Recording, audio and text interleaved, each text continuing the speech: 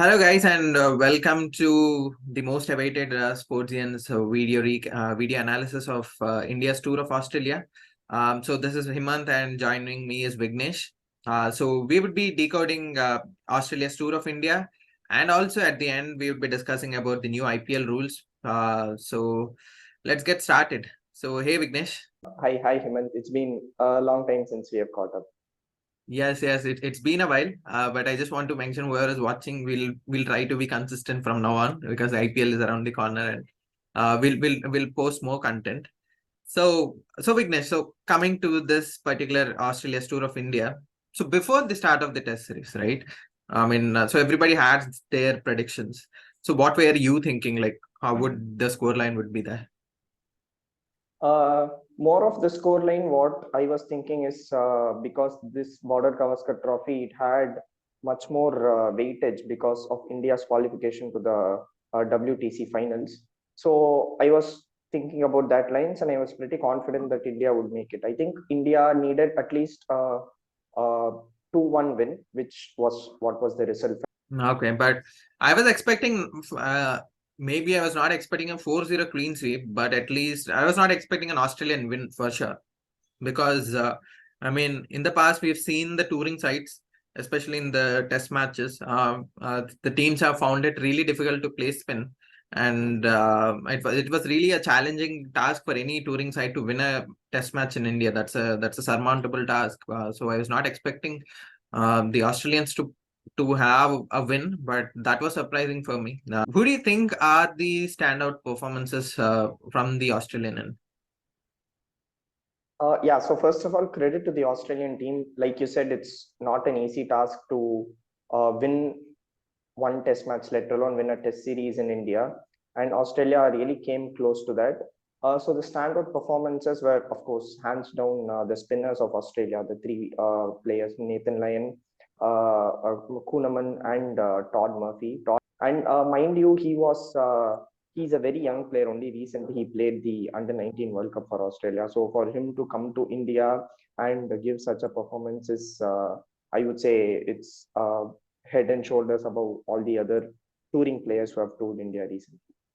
Yeah, I mean, they've been excellent. I think even Rahul Dravid have stated that this trio has been the best trio since Monte Panesar, Grain Swan has toured India. They've really troubled. But if you ask me, I guess the standout player was for me for the entire series was Steve Smith. Because I mean, I don't think it was with the bat. He didn't contribute that much with the bat, but the attitude that he brought with the captaincy has been great. I mean, because in the first two matches, yeah, Pat Cummins was there as their captain, and there were some predictable results. They were not able to grab the opportunities. They were in a place to win all the four test matches. If you ask me, he has that nature of things, making things happen. I still remember Pujara's catch in the third test match in the second innings. That was a blinder. That was something that really takes that really brings in a lot to a team. Those type of feeling moments, and he has been spot on with captaincy. So I think that Steve Smith with his captaincy has won this. I would say like there has been a standout performance for Australia. So talking about the Indian side, so were you disappointed with the performance, or was this expected? No, to be honest, I would say that maybe it might be a bit controversial, but over the last few years, India has really taken the home advantage into their hands. So this series, I felt that the pitch was prepared such that the contest was a bit more even. But of course, India did let themselves down, especially in the third test. So I won't say I'm pretty disappointed. I would rather say that India is preparing itself for the WTC final, because we all know that that's going to happen in England and it's not going to be a spin friendly pitch. So probably they try to test themselves a bit more in challenging conditions, and they are going to face Australia. So what better time than the Border Gavaskar series, which India already clinched when they were 2-0 up. Yeah, I mean, and also let's talk about the ICCI's poor rating of pitches. So, ironically, the third test was not supposed to be happening in Indore. It was supposed to be scheduled in, I mean, it was supposed to be happening in Dharmashala, and due to the snowy conditions, the match was shifted in the last minute to Indore. So, I guess we have to cut some slack to the people who have made that pitch. They had a really short amount of time. But also, do you think it's fair enough for ICCI to rate a pitch just because the match has ended in 2.5 days? I mean, if you consider the conditions in England or South Africa, right? Those are swinging conditions, bouncy conditions. Now, a batsman cannot go and complain that the pitch has too much bounce in it. They'll say that it's the nature. Or even if you consider the GABA test, or the Perth pitches, where Pujara was getting left and right on, it was getting hit on the body, because that the bounce was inherently in the pitch. Now Pujara can't go back, or Ashwin can't go back to the umpire and complain, or to the ICC and complain that there's too much bounce. Now, do you think it's fair enough for the touring sides, especially England and Australia? They really cry about the pitches around this country. So what do you think about that? I think it's very interesting question. So it's two things. So the first, let's talk about the ICC pitches and how ICC gives the ratings. So generally, a pitch receives poor ratings when, number one, it's dangerous for the players. So that's what happens generally in Perth, because there's a lot of extra bounce, and when the pitches gets cracked and all, the ball is very unpredictable, and when the fast bowlers come, the ball might bounce much more than expected, which is very dangerous. So at that time, ICC gives out a poor rating. And number two, which is happening more recently, when there is an uneven contest between the bat and ball, at that time, ICC gives out poor rating. So when we recently saw in England versus Pakistan, when England toured Pakistan, all the test matches, minimum the batting team scored 500 runs. So not even 2.5 innings were completed when the 5 days were over. There was nothing in it for the bowlers. As you know, Pakistani pitches, they are being referred to as highways for as a joke. So that's not an even contest. Similarly, pitches in India nowadays, if you take a look at the last 4 to 5 years, see how much time, how many times the match has ended before 3 days. A lot of times the matches are ending before 3 days, just because there are ranked turners being produced, which again is not an even contest between the bat and ball. So I feel it's fair for ICC to give poor ratings to pitches, but also at the same time, I don't think giving a poor rating is actually affecting how the pitches are being curated, because the penalty is very less and very insignificant. It's like putting fine on the captain for slow over rate. They are earning so much money, and if you put a fine for like 50% of one match, it's not going to affect them. So that's why ICC brought this one fielder you have to bring in within the circle when you have slow over rate, because it penalizes the captain more.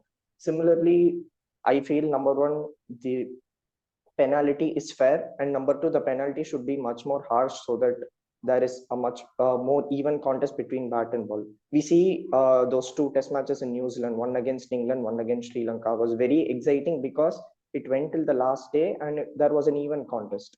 That's what people want to watch. They don't want to watch matches where both the teams score 500 runs or both the teams are struggling to score 100 runs. Sure, fair enough, I guess. But I would also like to point out one thing. I mean, especially the Nagpur pitch. There was a lot of noise in the Australian media that it was specifically being prepared for left-handers, so that they can't bat. And Australia collapsed accordingly. They're left-handed. I don't think anybody crossed double digits in the first innings. I don't remember anybody crossing double digits. But whereas coming to India, Jadeja and Akshar performed on that pitch, both being left-handers. I think it also comes down to the application of the batsman. How they are, but there would be odd balls. There would be the odd ball that would turn and bounce very high that nobody will have answers to it. But I believe that both the team's batsmen were not that comfortable playing spin. It was not at all Australia's problem. It was both India's problem. We've seen it in Indore how the batting collapsed on the first day itself. Let's talk a bit about the WTC final. Do you think we should be going with two spinners or three spinners or one spinner? Or what do you think? I mean, looking at the past trends of the team selection of the Indian team in England, I think they'll go with two spinners. I think three spinners is a bit too much. Specifically because all the three spinners in question, which is Jadeja, Akshar, and Ashwin, can bat very well and can bowl also. So I don't think they'll maybe depending on the conditions over there, if four seamers are required, then probably only one spinner. But I don't think it's a risk to play two spinners because batting is not a question for them. The batting is really deep. Uh, it's just that you need to see if the pitches are assisting spinners over there. Yeah, and I hope they don't make the selection blunders that they did in the 2021 final. Because even though it was raining, I think the team management stuck with the team without making any changes, and that has come to bite us later. But I think Manas Labuschagne, right? He summed up India's test batting order in a pretty decent way. When he said that Akshar, I think he comes at around 5 down or 6 down, and he says that he's a proper middle order batsman, and that's true actually. So I believe that India has a really great batting depth in test matches. I wouldn't say we have the same in ODIs or T20s, but whenever it comes to test matches, I guess we have batsmen who can bat till 8 or even 9 sometimes. So that's a good thing to have. So okay, now let's move on to the ODIs now. So ODIs were a bit surprised to me, both in terms of the pitches or the scores that were scored. What did you think before the start? I think, yeah, of course, the ODIs will be a bit more balanced because the rank turners don't come into play. In an ODI, you don't want a team to struggle scoring 100 runs, so that's out of the question. So I felt it will be a bit more competitive, but of course, the test matches were really competitive, so I didn't expect anything different in the ODIs. All the three games were really close in terms of the result as well as how the games panned out. Each team were controlling specific sessions, and ultimately Australia, got better of a major part of that. It was really close. And coming back to again, I feel that, like you said, Steve Smith was a really, really crucial factor because I feel that after Dhoni, Steve Smith has the knack of understanding the game the best. He is a person who has cricket oozing through his blood. So he's a nerd, I would say, on cricket. So he understands every single aspect. And when he's the captain, he takes decisions which more or less, more often than not, helps Australia. So which was what was lacking in the first two tests. And Steve Smith has, I think, really stamped his authority on the Australian team right now, and that's a really positive sign for them. Well, that's true, and I guess Pat Cummins might have to let go at least the ODI captaincy. I wouldn't. It makes sense for the people sitting in Cricket Australia to make a decision on that because this is a World Cup year and you would be playing in subcontinent. Now, talking about the cricket in this series, right? Uh, Mitch Marsh, he has been explosive. I think he's the only batsman who felt comfortable playing in all the three venues, Chennai, Visakhapatnam, or Mumbai, all the coastal cities. But he was the only batsman who felt that there is nothing in this. It's just a flat track, and I'm going to hit every ball that is coming to me. Whereas everybody else struggled. Every other batsman has struggled to come in terms with these conditions. For me, it was surprising that we lost the series because I thought that it would be a clean sweep. But it has come a bit of a surprise for me that we've lost the series. And the most concerning thing right now is the middle order. Who is coming after 3 down? Sorry, who's coming after three? So Iyer, I think I don't know if you have seen the news or not, but I've seen somewhere that Iyer is going to play the IPL, even though NCA has advised him to have a surgery. I've read some news somewhere that he's going to play in the IPL, so we have to watch out for his performance. But not Iyer not being present has been clearly felt in that middle order, and Surya had a really, really bad tournament. In terms of what he can do, he just plays 3 balls and getting out on every first ball. I mean, at least in Chennai, I wasn't expecting because I thought that, okay, fine, maybe he will get it. And when he got out to Agar, and I was like stunned. I had my mouth half open, and I was like, what is happening? This is really not good. What is happening? So yeah. Yeah, I mean, number one, talking about Mitchell Marsh, I have never rated him fully to what people say his potential is, just because he has a terrible track record with respect to injuries. But this series, he really impressed me, and it's a game changer for him to be promoted up the order. I feel it's a Watson-esque move. Watson used to play in the middle order, and then seeing his sheer power, Australia promoted him up the order, and that paid dividends. It's similarly happening to Mitch Marsh as well. Travis Head too impressed me. The left-right combination is finally working. To be honest, David Warner might be a fan favorite, but I think he's lost his Midas touch. So I think Australia really looking to have a solid opening partnership. And this series, I felt they have ticked a lot of boxes with respect to the World Cup, and they would consider, even though they lost the Test series and they won the ODI series, I feel that they would really be very confident coming into the World Cup. Coming to India's middle order, yeah, I mean, Shreyas Iyer is injured, Surya Kumar Yadav is not in good form. But the issue is there are options for India to bring, for example, Sanju Samson. But do they have enough ODAs to actually check to see if it's going to work?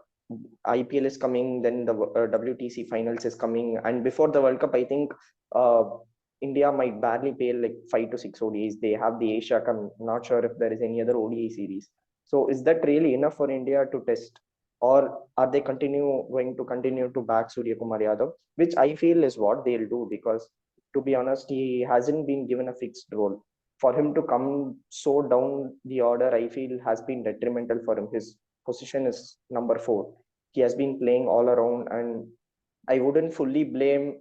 Of course, 3 Golden Ducks is not a great record, but I would not fully blame him. I'm pretty sure that the management is going to back him, so that should not be an issue. But if they are going to try someone else, I don't think they have enough time to check if that is validated.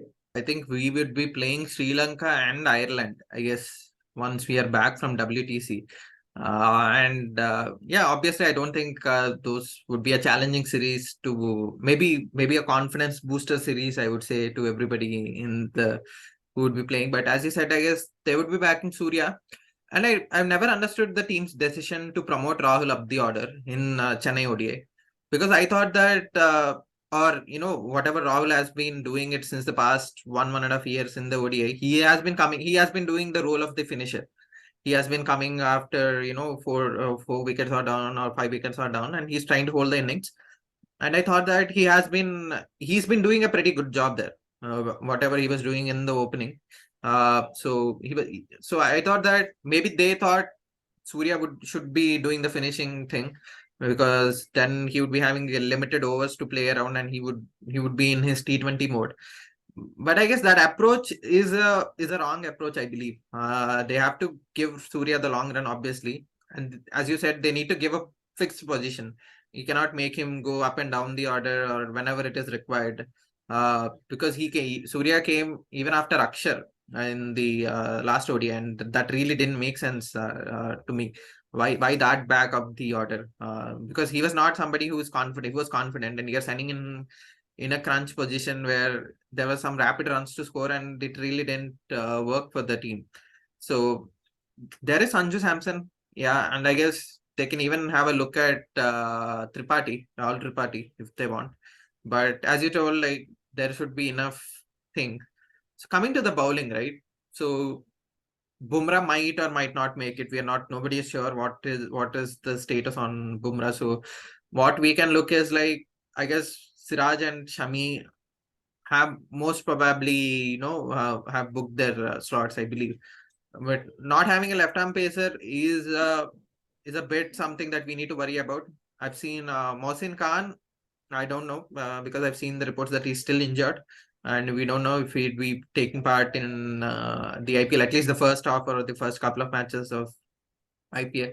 So it would be interesting to see all the left arm bases in the country right now. I think there is Mohsin Khan. I think there is Mukesh Chowdhury. I think Mukesh Chowdhury has been ruled out. I believe. I think CSK ruled out Mukesh Chowdhury.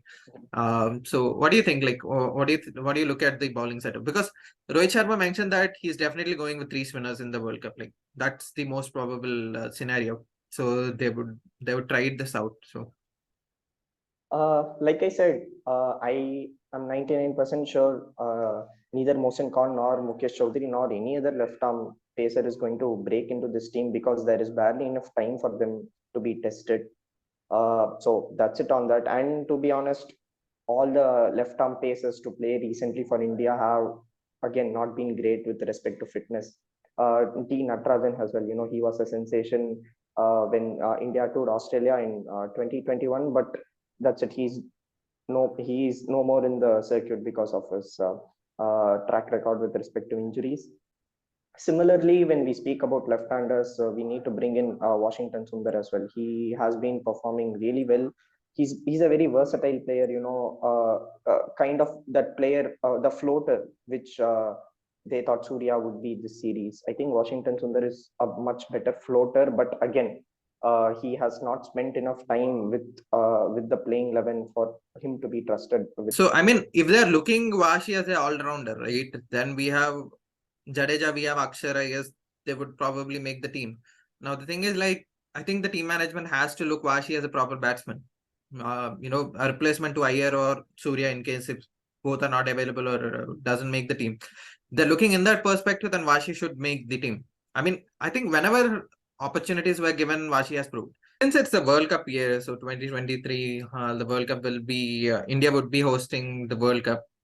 So after 12 years, and it has been 12 years since we've won the World Cup as well. So what do you think? What is the way forward for this Rohit Sharma led Indian cricket team?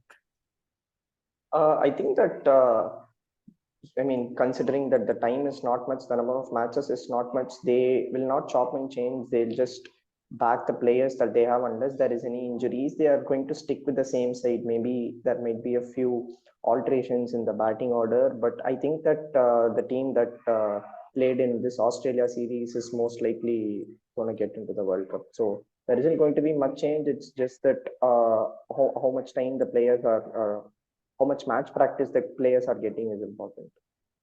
Yes, and obviously IPL would be starting in a week's time.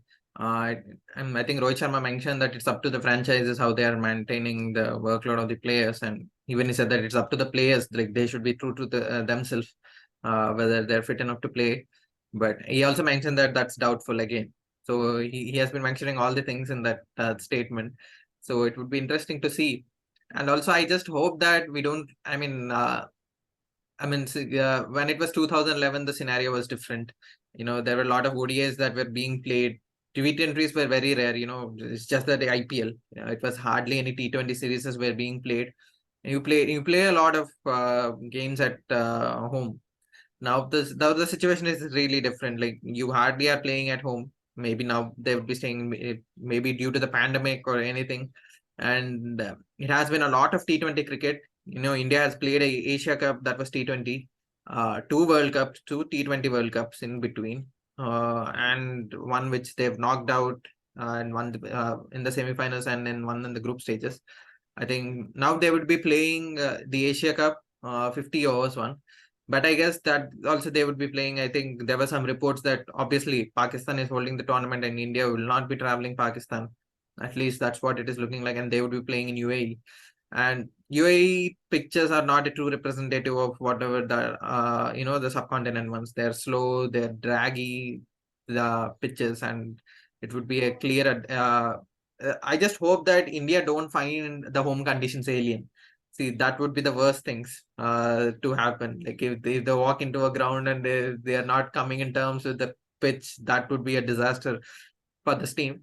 Apart from that, I guess this team should reach the knockouts pretty much without scaring anybody else. Because I think this team can do that, and I guess this might be the last World Cup for both Rohit Sharma and Virat Kohli. I mean, you can't say, but the next World Cup, we don't even know whether ICC would be doing a 50-over World Cup 4 years down the line. So the things might change. But I guess looking in the terms of like this might be a last tournament. I think it would be good for both Kohli and Virat to lift that trophy in Ahmedabad, where the final would be happening. It would be interesting to see. Even though Kohli has an ICC World Cup, but he would argue that he was pretty much young. He didn't know what was happening, and all. And so yeah, it really depends on the team selection really matters on that particular day. The team management has to make sensible decisions. So hope that happens, and hope we have something cheer, at least because it's been 10 years since India won an ICC trophy. The last one was the 2013 Champions Trophy, and in the cabinet has been bare. There has been a lot of heartbreaks that has been happening over the years. We hope that this Indian team puts an end to it. So yeah, so that's it, guys. So that's it from us. So that was the Australian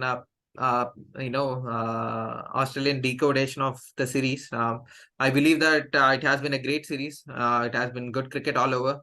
Now, now it's time to IPL, and do follow us. So we'll be putting a lot of content of IPL. See you soon.